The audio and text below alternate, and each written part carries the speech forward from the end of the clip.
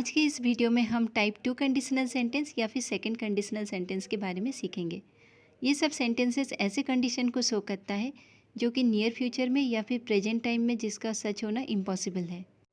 जब हम प्रेजेंट में खड़े होकर कोई ऐसे सिचुएशन के बारे में इमेजिन करते हैं जो कि अनरियल है या फिर हाइपोथेटिकल है, तब हम उस सिचुएशन में ये स्ट्रक्चर का यूज़ करेंगे। इसको सेंटेंस में यूज़ करने का rule state of being, state of position और स्टेट ऑफ एक्शन में डिफरेंट है। तो पहले हम देखते हैं स्टेट ऑफ बीइंग के बारे में।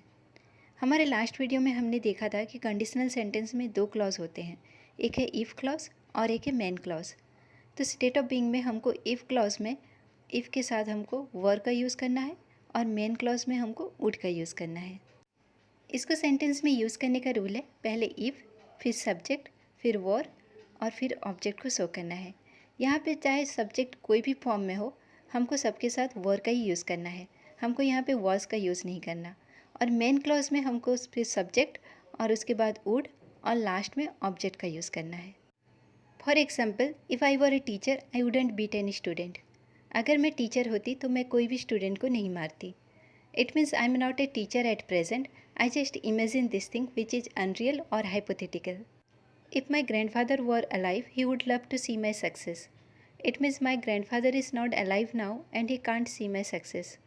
If I were the Prime Minister of India, I would remove corruption. अगर मैं प्रधानमंत्री होती तो मैं करप्शन हटा देती। यहाँ पे आप देख सकते हैं, हम यहाँ पे प्रेजेंट टाइम या फिर नियर फ्यूचर के बारे में बात कर रहे हैं। हमारे फर्स्ट कंडीशनल सेंटेंस में भी हम फ्यूचर के बारे में ही प्रेडिक्ट करते हैं, बट वहाँ पे जो सिचुएशन होता है वो रियलिस्टिक होता है।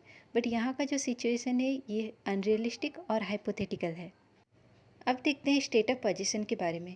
इस सिचुएशन में हमको इफ़ क्लॉज में पहले इफ़, उसके बाद सब्जेक्ट, फिर हैड और लास्ट में ऑब्जेक्ट का यूज़ करना है। और मेन क्लॉज में पहले सब्जेक्ट, फिर वुड और लास्ट में ऑब्जेक्ट को शो करना है। For example, if I had a lot of money I would buy a luxurious car. It means you neither have a lot of money nor you are going to buy a luxurious car. You are just imagining this situation. If I had a day off, I would take you to a picnic. अगर मेरे पास छुट्टी होती तो मैं तुमको picnic में ले जाती। It means I don't have day off right now. I am at the present moment and I am thinking about this situation. If I had a car, I would drive it slowly. अगर मेरे पास एक car होता तो मैं इसको धीरे से चलाता। अब चलिए देखते हैं हम स्टेट ऑफ एक्शन के लिए कौन से रूल का फॉलो करेंगे। इसके लिए हमको इफ़ क्लॉज में पहले इफ़, उसके बाद सब्जेक्ट, फिर वर्ब हमेशा सेकंड फॉर्म में रहेगा और लास्ट में हमको ऑब्जेक्ट को शो करना है। और मेन क्लॉज में वही सेम सब्जेक्ट, फिर उसके बाद वुड और लास्ट में हमको ऑब्जेक्ट का यूज़ करना है। For example, if I got his address I would go to his home. अगर मेरे पास उसका एड्रेस होता तो मैं उसके घर जाता। If you actually loved her you would let her study. अगर तुम उसको सच में प्यार करते तो तुम उसको पढ़ने देते। If you studied hard you could pass the exam. अगर तुमने मेहनत से पढ़ाई की तो तुम परीक्षा पास कर लोगे। तो आप देख सकते हैं हमने यहाँ पे इफ़ क्लॉज के साथ सिंपल पास्ट टेंस का यूज़ किया है। हम यहाँ पे मेन क्लॉज में वुड के बदले कैन, कुड, मे, माइट ये सब मॉडल वर्ब का भी यूज़ कर सकते हैं। जैसे कि if you studied hard you could pass the exam और you might pass the exam. अगर तुमने मेहनत से पढ़ाई की तो तुम परीक्षा पास कर सकते हो। If I had more free time I could travel around the world. अगर मेरे पास अधिक खाली समय होता तो मैं दुनिया में यात्रा कर सकता।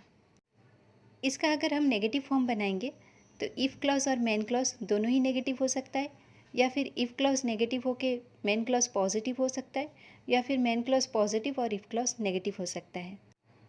For example, he wouldn't sold his car if he didn't need money.